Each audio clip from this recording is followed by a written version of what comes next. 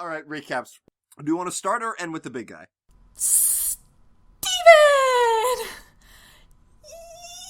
It's back. It's back. Our it's other back. precious baby boy is finally back. Yes. Baby boys.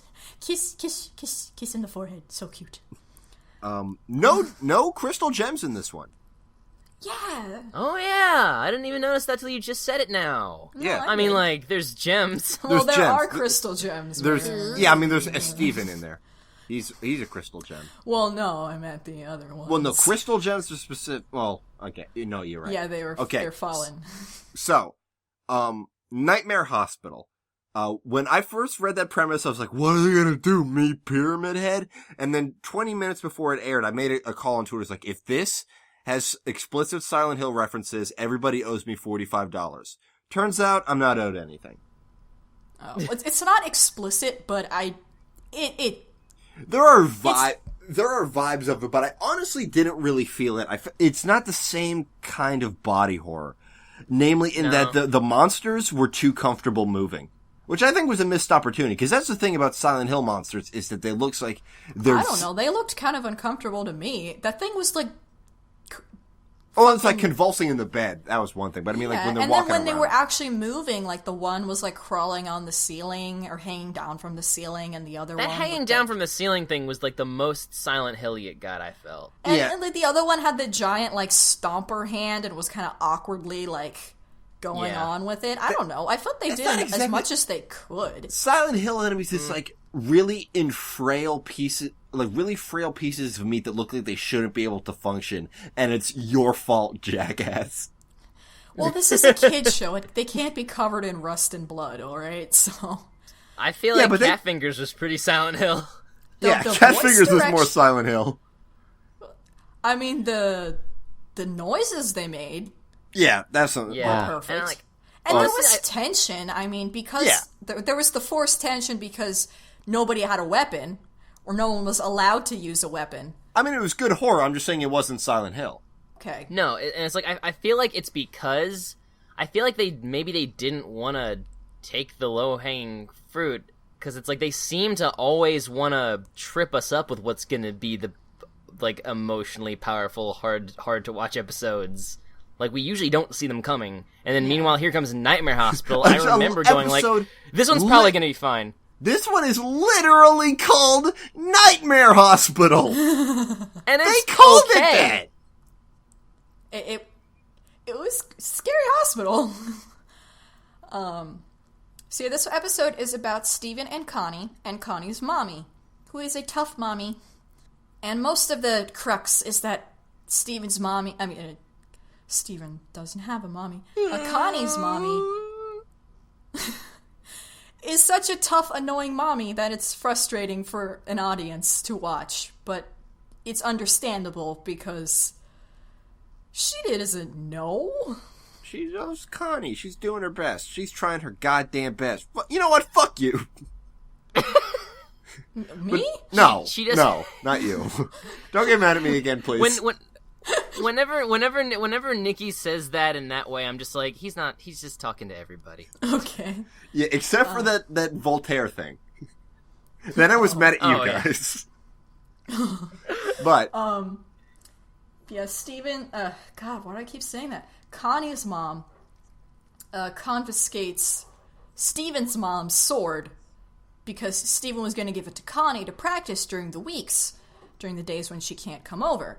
Which to Steven made perfect sense, because he's not doing anything with it. He doesn't know how to use it. It's like, why not I give it to my bestest friend? But then, Connie's mom is like, oh my god, yeah, her face was like, a sword? These aren't even real anymore! Do you have any idea how many children come to the hospital each day with their faces sliced off by swords? None! Because they have parents who love them!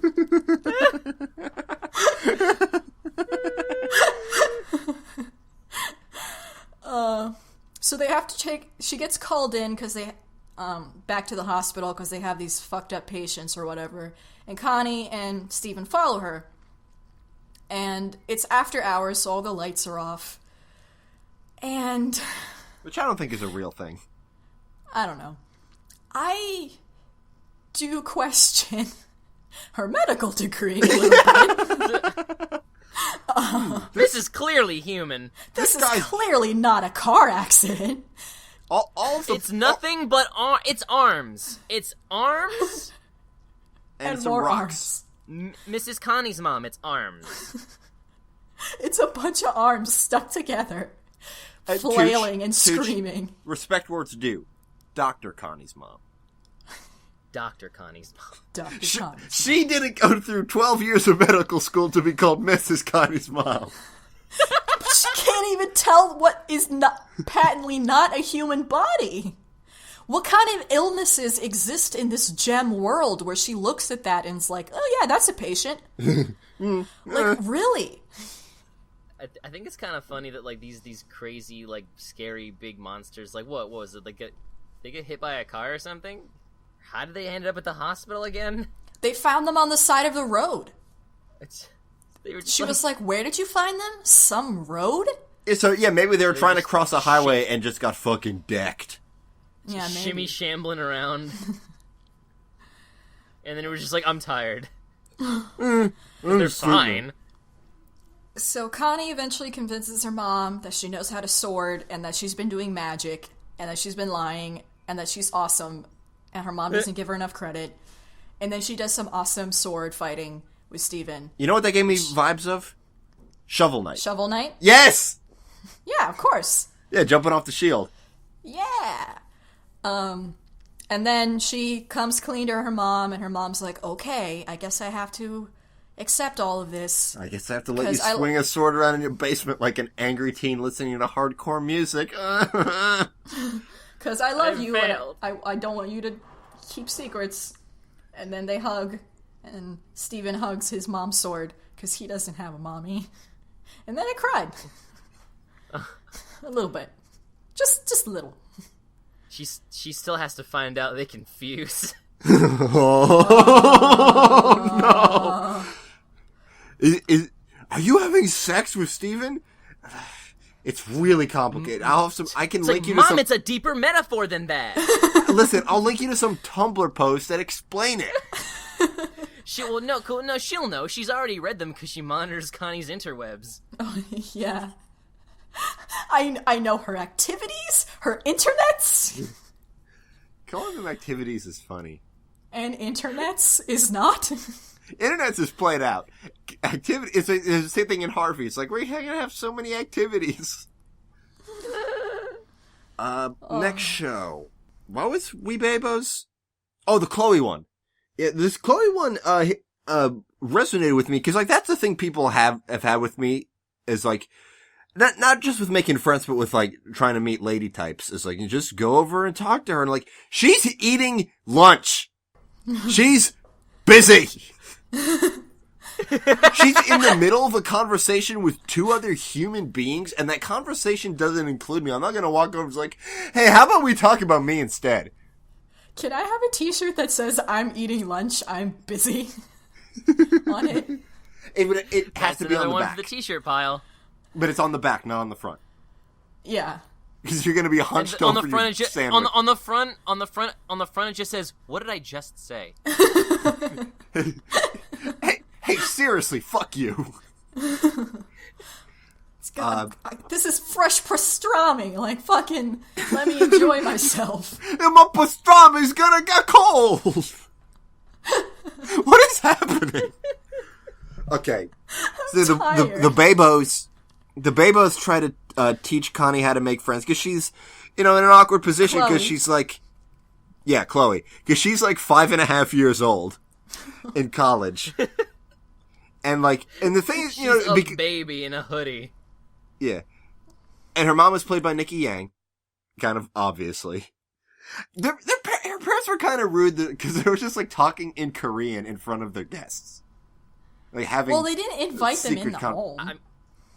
Yeah, but I just sort of assume that happens with bilingual people. That's what I do. What are you gonna do? Hey, we're friends of Chloe, and then they start talking another language. What the fuck are these clownos or whatever they were saying? I do not speak Korean. May surprise you. Don't speak it. I'm sure there'll be gift sets with translations on Tumblr. Well, they talked to the bears in English, too. It was just when they were talking to themselves, they talked in Korean.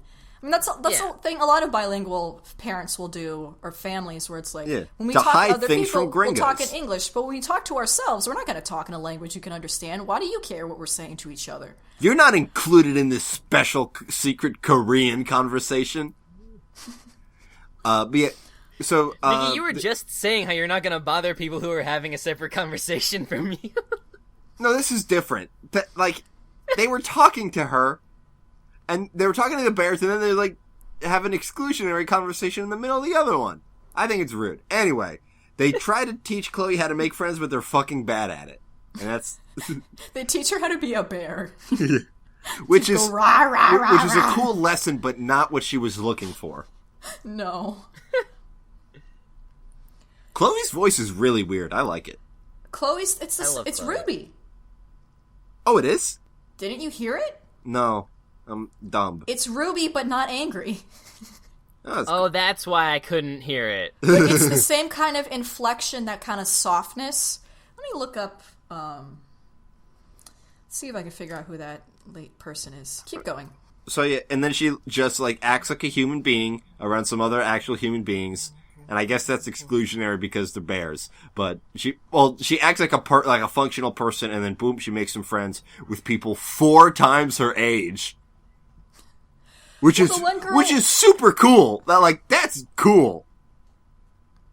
Yeah, like the one girl was like, "Do you want to join my study group?" And like wanted to be friends with her. It was just a matter of actually getting to talk to her. Yeah, she's played by Charlene Yi, who also does play Ruby as well. Maybe Charlene. Great. Charlene, spelled Charlyne. All right. I'll allow it, as if I have any goddamn authority. Future parents, name your next kid Charlene. Yeah, she's super cute. Oh my god, she's an adorable person. Yeah, Chloe's great. I love Chloe. I love listening. My favorite thing about that episode was the bit like these college. I mean, and this is so college. Hey, I got invited to this party in a cave. I'm fucking going. Yeah. It's like the thing I was saying in the chat. It's like, is there free pizza? I'll go to anything. Are they gonna steal my blood? Sure. Oh my god, I'll replace my blood with pizza. My with mouth that is sweet marinara. My mouth is literally watering right now thinking about free pizza. I'm so hungry. It's a fun episode. Still haven't seen that Sasquatch guy. Looking forward to him. He's coming next, I believe. Oh, cool. What else was there? Estar. Estrella. Estrella Mariposa. Yeah, it's pretty. That's actually like a dope name. That's a really... Because like mariposa is a Spanish word for butterfly. That just sounds like a name. So Star... An independent woman with fists like hammers. The 2 episodes. One was, the class is going on a field trip to the Paperclip Museum, and it's awful. So she offers to take everybody to a cool interdimensional place and, like, lead the field trip. Including that troll teacher. I don't remember the name of the troll teacher. I seriously hardcore dropped the ball. I don't remember the troll teacher. I remember her, I just don't remember her name. How was she introduced? What's the context of her existence? I do not remember. I'm pretty sure Star turned her into a troll. Star accidentally turned her into a troll. I think it was the episode with the football game where she thought it was actually a war. And she was just magicking the whole school. That was a really good episode. That's probably how I didn't notice, because a lot of stuff happened in that episode. Yeah. That one was visually busy. That's why she was like, oh, wait, I have all these cool troll powers, because she'd never been a troll before. I'm going to live for 400 years. I can lift 10 times my weight. I've got caramel blood or something. There was a third one, I can't remember. Yeah. And Star loses control because he's like, everybody should have fun, be great, no, never say no. And then everybody dies. Star realizes the failings of anarchy. Yeah. That's what this episode is about. The people can't take care of themselves. And Marco tries to communicate with his crush exclusively using cat memes. Dumbass. And none of them are good. No, they're like Really bad cat memes. You asleep? Like he probably got them from like his mom's Facebook. Oh, poor Marco. And at the end, he like sits on the bus with her, but like then the episode ends, and I can just imagine him sitting. He's like looking out the window because he's got the window seat, just like eyes wide, sweating to death. Just like, what is he gonna talk about now? You're sitting next to her, but what now? It's not that simple. There's so many more steps. That his legs are crossed so hard to hide that erection, just sweating. And he's like, oh, I gotta pee. Just gotta pee. Yeah, he's saying that to himself in his head. Yeah, because she's not asking him because she's too cool to care. Yeah. And then it's like she gets off everybody gets off the bus and he waits for like 5 minutes. And then the other episode is a big deal. Marco grows a beard. The first thing I noticed is that he had the same mustache I had when I was his age. I had a shitty peach fuzz mustache since I was like literally 11. It comes with the territory of being Hispanic. You grow a mustache early, but it sucks. It's the worst. I remember catching an episode of Barney the Dinosaur. I'm like, is that kid have a mustache? Like one of the kids on there, I could have sworn. And Star magics his mustache into a full mustache, even though he explicitly said he did not want that. No, but at first he magics it into what they call a full beard, which is just the same nasty fuzz on most of his chin. Well, that's a full beard for freshmen in high school. Yeah, that's hilarious. But then it magics out of control, and the house becomes a hair dungeon, a hair prison. A labyrinth. Alright. And Star's separated from her wand, so she has to solve the problem without magic. Meanwhile, Ludo and Toffee and the gang are taking advantage of the fact that the wand is not manned to try to steal it. They fail. They fail. It plays as you would expect, but Toffee does a power play and finally takes over Ludo's steez and kicks him out. One thing I noticed about this episode was did the animation look different to you guys? Yes. Well, yes. I noticed it through Ludo. Yes. Yeah, exactly. And a bit of Star, but mostly Ludo. Well, a lot of the monsters to me they moved differently. The movement was different, and I don't know. I liked it. I didn't mind it. It was just kind of jarring. I was like, I don't know if this looks better or is cheaper. Or do you think it was a different studio? Maybe. Maybe this is that multiple studio thing Recess was talking about. Yes. Yeah, and we did it. We noticed. Yeah, I definitely noticed it. It was a bit more frenetic. Like, It was harder to, follow. It seemed a little less polished, but not, it wasn't ugly It at wasn't all. janky. No. Yeah, I don't know. I dug it. So, shit's happening. The next episode is the finale. This set the pieces for it. Okay, yeah, different production companies work on different episodes. Okay, that makes sense. You got, Mercury Filmworks, Toon City, and Rough Draft Korea. Well, that's probably the Korean division But yeah, so that probably explains that. Yeah, so the season finale of Star is going to air on September 21st, 8:30, 7:30 Central on Disney XD. It is going to be called Storm the Castle. And the promotional image has Star storming a castle, and Ludo is, following her all sheepishly. So I guess she's going to try to oust Toffee for Ludo's sake? Oh, shit, I just realized Toffee is... Did we already talk about how Toffee's Dexter? Yes, and you forgot. You forget her. Yeah, I forgot. Because I don't watch that show, so I immediately forgot who Michael C. Hall is, because I don't care. We don't watch big boy shows. They're boring. They're scary. Now, honestly, Scowy. every episode, I do forget that he's Michael C. Hall, and then I see the credits oh yeah, Dexter. The other one. Yeah. But, I don't want to just say Dexter, because it's the other... We talk about cartoons, so that'll get a little confusing. We've had this exact same conversation. Rick and Morty. Tiny Rick! Tiny Rick! I feel like this was a bit of a weaker episode than some of the other stuff we've seen, but it's still very good. Yeah, I liked how it a was lot. summer saved the day. Yeah. And that it really felt like the stronger plot was the B plot of Jerry and Beth. Yeah, no, like I super dug it because like I mean we've complained on like we've drawn criticism on the show before about how like they always go back to like their marriage issues as their main character conflict and it was starting to get old, but I feel like this really upped the ante Yeah, in some new and exciting ways. Very exciting. I still don't understand what the couples counseling was trying to do with that whole model. that counselor was Alex Hirsch. Oh. That makes sense. I think it was mainly showing them, like, look how ridiculous and hyperbolized your view of this person is. Like, clearly this monster that you've made up in your head is not this person. They're a human being that, yeah, I don't know. Still dumb, though. Like, you could have just showed them, like, a hologram and they would have been like, oh, God. You have to actually create these beasts.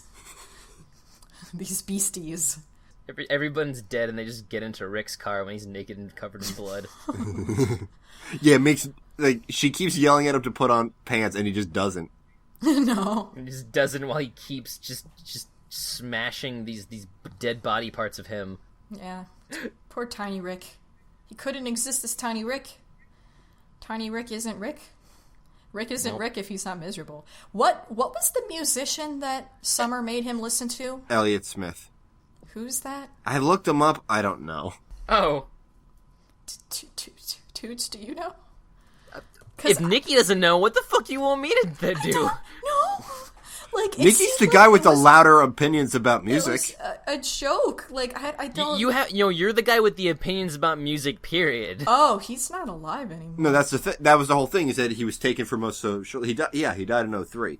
He was a indie folk pop rock guy. Singer-songwriter. One of his genres is lo-fi, so I don't think I would care for him. But you know, The whispery spiderweb thin delivery. so yeah, I guess he made like sad music. I guess so. If anybody's a fan of him, I mean, that's cool. Don't write in. Yeah, it's not that important. No, I mean... I'm sure he makes good sad songs. Oh no, I just mean like it has nothing to do with the About how episode. life Really, has no it could have meaning. been anybody. Yeah. Look, the best sad song has already been written by Jonathan Colton. It's Space Doggedy. It's about Leica. It's about a puppy that dies in space. We talked about Leica twice this episode. Talk about like a lot. Premier Leica podcast. No, it's too sad. The next episode, Jerry contracts some kind of horrible virus. He's like barfing out of his eye bulbs. Yeah, the Adult Swim, they don't show the next episode preview when I go to watch it on their website. Oh. So I never get to see those, but I did get to see the ending bit about the vampires. Yeah. With the Dracula, Mr. Ferratu. Coach Ferratu. Am I being All right. am I being an asshole about this? Are you serious? So that's everything. Let's move on to shoutouts. All right.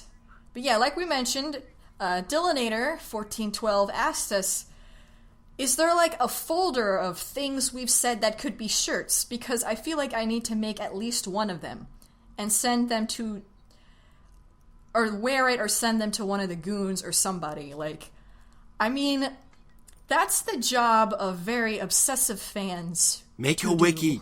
That would be so cool if you guys make a wiki. A wiki or TV tropes page or something, like, you know. Preferably a wiki so we can have something navigable. Yeah. Yeah. A Haunted Spacebar alerted us to a cool documentary they found about the development of Kill la Kill, which I have not seen yet, but it is on my list. That could Thanks be so very much. interesting. Yeah, thanks so much Yeah. for bringing that to attention. That's super cool. It's very hard to find special feature type things for anime. A lot of DVDs just don't have that kind of stuff. Toblerone37 said, how did you meet Tooch? I met Tooch. Tooch and I met in a voice acting project for Homestuck. It's just called Let's Read Homestuck. We're dubbing the whole thing, and I haven't had any lines in a year, but whatever. We met through that. We talked about cartoons in the Skype chat, and then we hung out at. He invited him to our house. Yeah.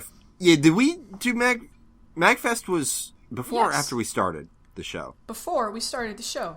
Yeah, that's You right. MagFest invited was Tooch before. to our home. Yeah, it's like, hey, come to MagFest. It's fun. And then later that summer, I watched Scooby-Doo Mystery Incorporated. It's like, Tooch, we need to have a podcast about this show and I guess other cartoons. And I said, I "Hells yeah." helped. Yeah. Yeah, so I've known Tooch for about 4 years, internet-wise, and then in the flesh. We met at Otakon in Time is the 2013. same length no matter what. Age isn't real and your body's an illusion. Molly wrote to us and said, just wanted to say thanks for the great podcast. I have a long commute every morning and it's a welcome distraction from the summer smells on the J train. Oh man. Summer smells on the subway. It's, The premier New York subway podcast. well, I bet we Greenblatt's- have competition for that, honestly. Well, no. Greenblatt said in a recent post when he came to New York, they're like, the smell of New York City. It's like the human equivalent of a zoo. And it was like, yes! That's what it smells like. It's so gross. They suggest that we should cover The Critic. I would love to which is check a that out. I would love to check it out because I've never seen it. And it comes up from time to time on the internet. And And it crossed over as with... all I've seen is the crossover with The Simpsons. as people who criticize things, it could be fun. So yeah, we'll see. At Logan a lump, at Lagona lump says, was supposed to do Cal homework, ended up listening to a 2-hour podcast about BoJack Horseman. Yeah. Yep. That's how you do it. Is calc? Is that like what they call it in Canada? Like how they say maths? Like that's a pronounceable word? I'm Anyway. assuming Cal is calc, yeah. If not, let us know. English people, I understand why you call it maths, but it sucks. Please stop it. That takes Just like an call extra it- hour to say. I'd rather just call it mathematics. every Yeah, that's time. easier. That's honestly It's easier. way easier to say. Maths. You is- gotta try so hard. Oh, my you have to face try hurts. harder than when you do math. Ugh. At Blue T32 said, "Oh, Nikki, you're amazing. You need to make an episode where you explain why every dream is stupid. Don't give him ideas." If You I will. wasn't, if we weren't running long, I would. Oh my god. At Duffy A said, "Think you might ever do Beast Wars? It's pretty much the antithesis of the Michael Bay films. I know Beast Wars was very highly regarded at the time, even though, like, nowadays the animation doesn't hold up as well, but I heard the writing was I've heard it's good the on best that show. written one. Yeah. The right. Well, I mean, it's. I think there's better. I would say Transformers animated is probably the most ingestible to someone who's not a Transformers fan and doesn't like need everything to be big technology looking robots. But like Beast Wars doesn't hold up as well, especially the CG. Honestly, Reboot holds up better, and that came first. We'll see. We should watch Reboot. Well, let's watch Reboot, man. I've seen images of it. It looks like fucking complete garbage, but like it was TV CGI animation. What like it? It was, yeah. I'm not knocking it for that. They did. They No. honestly, like the fact that they got like a whole show with multiple seasons out of that kind of technology at the time. Like kudos. I'm sure every single second of that episode was made by someone just screaming at a computer. Yeah. And then Matthew No Pants I have to say this right. Matthew No Pants Menozzi wanted to remind us that the reason why This is the greatest name ever. I know that the reason why Recess School's Out couldn't have the Alice Cooper song in it is because Columbine. That. We forgot about Columbine. Duh. Good thing there wasn't any. I don't think there was any slogan saying "Never forget." There probably was. I forgot. Got twice. You fucking asshole. And last but certainly not least, CJ wrote into us saying that he would like us to do a shout out to his sister, who is a fan of ours, Blue T32. Who we just mentioned. And he wants us to give her a special birthday shout out. Her birthday is September 8th. 8 days before this recording, but I mean, We just got this email today, so it's not our fault. So yeah, happy birthday month, April. Hope you recover from that hospital thing that happened to you. Oh yeah, we're sorry that we almost killed your friend with the shots. Remember the shots? She did coffee, her friend did beer. That, and also during Anime X, she had to go to the hospital and couldn't meet us. Yeah. So hopefully we'll. Our fans lead lives, man. Our fans are cool people. Have a great. I think my birthday. favorite thing about this email, because like I was unfortunately awake when we got this at 4 a.m. and my inbox lit up, and I was like, "What is this?" And all I see is like, "Hi, Toon Goons. I don't listen to your show." And I was like, "What is this about to be?" I don't listen to your show. Fuck you. But my sister fucking loves you guys, and I don't get it. I don't have any money for a birthday present, so this is probably free. Honestly, no. Like, honestly, that's a really good gift, because it's like you have to know enough about your sister to know what podcast she listens to and have the wherewithal to look us up and find our contact info. Cause totally. Like, yeah. No, we're just joshing you, CJ. Next week, don't be an entire week late. But yeah, happy birthday, April. Yep. You're a really, really cool person, and we love your tweets. They make me laugh. Yep. Yeah, they're great. All right. Ways, yeah. Is that everything? Yes. All right. Ways that you can contact us. Our Twitter is @TheToonGoons. Our email is thetoongoons@gmail.com. We got a Tumblr which has all of our episodes and a bunch of cool animation posts. That's thetoongoons.tumblr.com. You can find us on SoundCloud and iTunes by searching The Toon Goons. And, Tooch, what's the YouTube update status? Like, I'm about to be finished with every episode that we have out so far in YouTube format. I just have to start scheduling them to post, which is a whole nother lengthy ordeal. But while I'm doing it, episodes will start coming up. So, probably, if not this month, then next month. Yep. Next week, as we said, we are talking about the Disney show Fillmore, which is fucking incredible. Holy crap. I haven't had a chance to revisit it yet, but I remember really liking it as a kid, the few time. Just to give you a taste of the next episode, this is going to be gold. Yeah. I remember really liking it, and then I revisited now, and it blows my stupid memory of it out of the water. Wow. I can't wait to have some free time to breathe so I can watch it. I'm so excited. Yep. I've been Nikki. Oh, I've been Nina. And I've continued to be Tooch. I normally say this has been the Toon Goons, or this has been our show. I didn't, and now I did. Thank you for tuning in. Wow. Fuck a face. Professionalism.